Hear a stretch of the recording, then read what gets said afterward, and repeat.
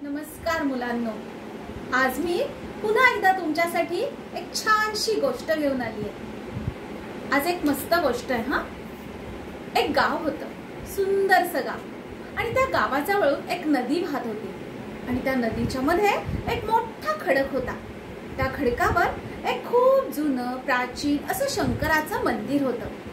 त्या मंदिरामध्ये एक पुजारी बाबा वर्षानुवर्ष अतिशय मनोभावे देवाची पूजा करत असत। त्यांची ती भक्ती, त्यांचा तो भाविकपणा, त्यामुळे सगळे लोक त्यांच्याकडे अतिशय आदराने बघत असत। एकदा काय झालं माहितीये, खूप पाऊस झाला, प्रचंड पाऊस झाला आणि नदीला मोठा पूर आला।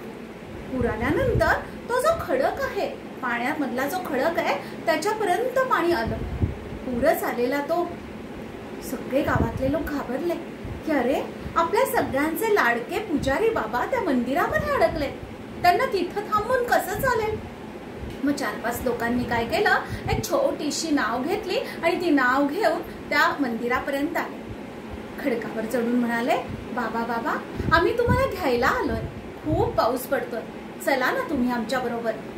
तेव्हा ते पुजारी बाबा काय म्हणाले माहितीये, पुजारी बाबा म्हणाले, मी काही येणार नाही, प्रत्यक्ष माझा देव येईल आणि तोच मला ह्याच्यातून वाचवेल। झालं, नाराज झाले बिचारे ते गावकरी, परत गावाकडे गेले।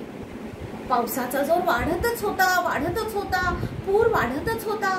असं करत करत ते पाणी इतकं चढलं की ते जे मंदिर आहे ते मंदिर पाण्यामध्ये बुडालं। आता त्या पुजारी बाबांनी काय केलं माहितीये, स्वतःचा जीव वाचवण्यासाठी कळसावर जाऊन बसले। गावाकडच्या लोकांना परत पाहवे ना, खूप आठवण यायला लागली पुजारी बाबांची। परत 4-5 लोक आले नाव घेऊन आणि पुजारी बाबांना म्हणाले, पुजारी बाबा, तुमचा हट्ट सोडाव आता, आम्ही तुम्हाला घ्यायला आलोय, चला ना तुम्ही आमच्या बरोबर। तरी पुजारी बाबांनी काही त्यांचा हेका सोडला नाही। ते काय म्हणाले परत, मी काही तुमच्या बरोबर येणार नाही, प्रत्यक्ष माझा देव येईल आणि तोच मला याच्यातनं वाचवेल। झालं, परत ते सगळे नाराज झाले आणि परत आपल्या गावाकडे गेले। पूर वाढतच होता, पावसाचा जोर वाढतच होता। असं करत करत ते जो कळस आहे तो सुद्धा पाण्याखाली बुडाला। तिथे शेजारी एक झाड होतं, त्या झाडावर ते पुजारी बाबा चढून बसले। तिकडे गावकऱ्यांचं काही मन लागेना, खूप त्यांचा जीव होता त्या पुजारी बाबांवर। परत 4-5 जण आले स्वतःचा जीव धोक्यात घालून इतक्या पुरातनं, आणि परत येऊन खालनं त्या झाडावर चढलेल्या पुजारी बाबांना विनंती करायला लागले, पुजारी बाबा, अहो ऐकाव आता तरी, आमचा जीव तिकडे राहत नाही हो तुमच्याशिवाय, या ना, खाली या, आम्ही तुमच्यासाठी नाव घेऊन आलोय, चला ना। तरी सुद्धा पुजारी बाबांनी काही ऐकलं नाही।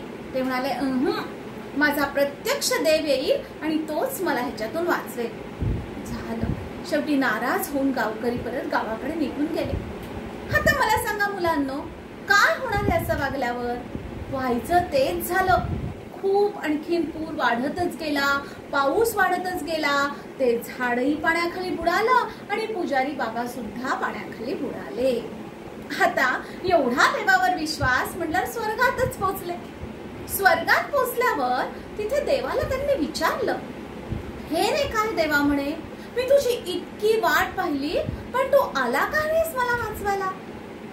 हे ऐकल्यावर तो देव हसला आणि काय म्हणाला माहितीये, आलो कसं नाही बरं, अरे मी 3दा आलो, पण तू मला ओळखलंच नाहीस, माणसातला देव तू ओळखलाच नाहीस, त्याला मी तरी काय करणार? अरे बाबा, मला प्रत्यक्ष येतच नाही, मी माणसाच्या रूपातून येतो। आणि आता पुजारी बाबांना आपली चूक कळली, पण आता काही उपयोग नव्हता।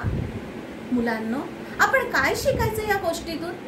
तर लक्षात घ्या बाळांनो, देव हा मूर्तीत नसतो, तर देव हा माणसामध्ये असतो। माणसामधला देव आपण पूजायला शिकलं पाहिजे, माणसामधल्या देवाची आपण कदर करायला शिकलं पाहिजे, आपण माणसांशी चांगलं वागलं पाहिजे। जर आपण आपल्या आजूबाजूच्या सगळ्या माणसांशी चांगलं वागलो तरच आपण देवाची पूजा केली असा त्याचा अर्थ होतो, आणि तरच आपण खऱ्या अर्थानं देवाचे आवडते होतो, हो की नाही?